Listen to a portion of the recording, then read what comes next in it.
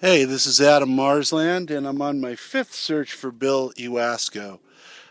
Maybe calling this a search would be stretching it a little. This is not nearly as strenuous as some of the things I've done before, and I'm in a fairly unlikely area, but it's a nice view, so I thought I'd share it with you. I'm actually west of Covington Flat.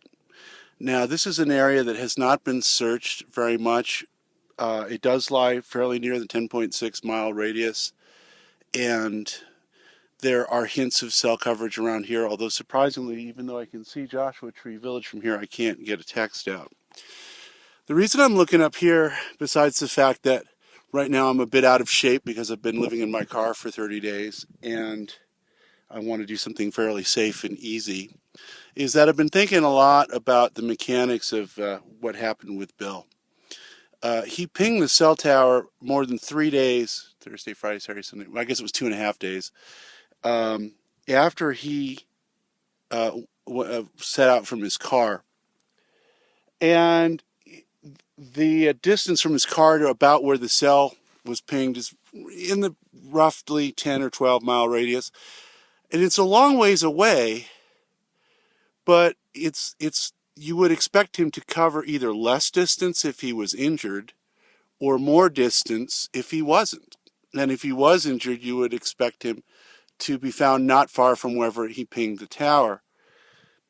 Anyway, I started thinking, was it possible that he was ambulatory all the time and that he was walking for those several days out of cell range in a completely different part of the park? And the only part of the park that hasn't been searched that is the west quadrant. Now, I don't know enough about this part of the park to know how probable that is if there are other towers to ping that would render this theory moot. But I thought it was worth a look. And what's interesting about this area is I'm seeing no signs of anybody having walked around here at all. But compared to the Smithwater Canyon area, it's fairly easy terrain. So it's interesting to have a look around here. And I'm going to turn the phone off and sign in again when I'm a little further up. Do you see that crow there? Up on the rock, just kind of hanging out. He's in the middle of the shot. Hey, buddy. Okay, I'm not far from where I just was. I just want to give you a panorama. Over there is Smithwater Canyon. Probably can't hear me because of the wind. I'm sorry. So that's the north side on the left, and the south side, which is where Bill is believed to most likely have been, on the right. Now, if you pan over here, I'm on the next ridge line to the west, and beyond there lies a fairly uninhabited area, but there is a road running along here which renders this theory kind of unlikely, because you would think if he came here, he would have hit that road and stuck on it. Now, there is some cell coverage, I believe, over that way, and it is conceivable perhaps that he came from over that ridge line, but I don't know what's over there. For all I know, it's full of city stuff. So you all can look at your maps and laugh at me if you like. But anyway, might as well check things out, though. It sure is pretty country. A lot nicer than some of the places we've already been looking. All right. Okay, I'm a bit further south now, a little bit south of the Smithwater Canyon mouth on the other side of the Height of Land. So you're looking down at the canyon west of the California Riding and Hiking Trail Canyon. Could Bill have come over those hills on a long, long trek, taking 3 days? Yeah, I suppose he could. And the road in question ends right there. So I suppose if he had a sense of where he was going, he might have decided to come over this ridge and come down the other way and possibly ping the tower. Anything's possible at this point. Certainly nobody's been up here, and it's a fairly easy walk on the top of the ridge line. I'm at or probably below the 11.1 mile radius. I have gotten a little bit of 3G here and there, but no, I've been able to get a text out. So it does seem to be an area of sort of borderline coverage.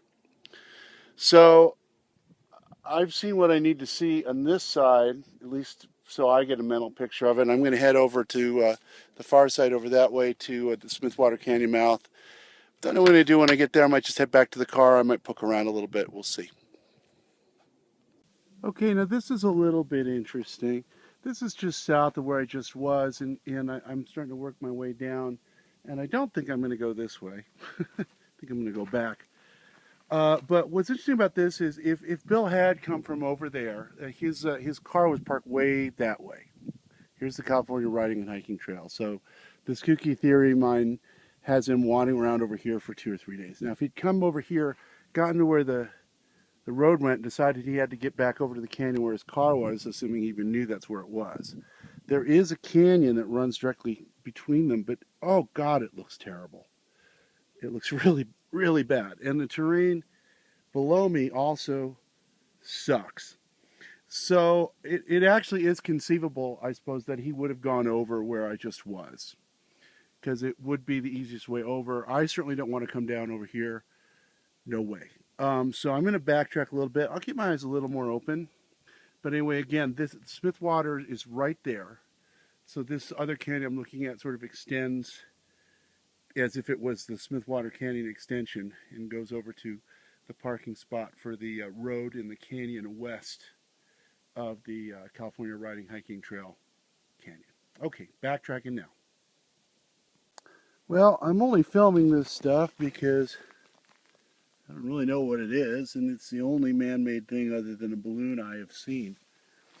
I'm most of the way down now from where I was earlier. The trick is always getting down, but it hasn't been too bad. I don't know what this is, but I doubt very much of it has anything to do with Mr. Ewasko. But anyway, it just kind of goes to show you there's just nothing man-made up here. That's nice. Really nice area around here.